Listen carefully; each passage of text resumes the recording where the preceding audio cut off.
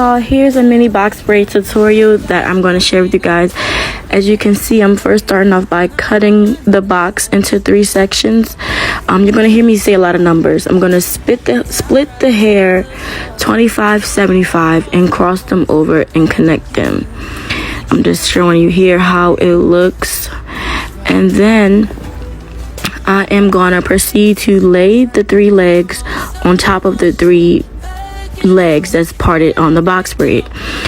And as you can see, I'm using my pointer and my thumb to squeeze in that right piece, and I'm going to cross over to my left side and then cross back over to my right side. Sorry if this goes a little bit too fast. You can just keep watching it over and over and over.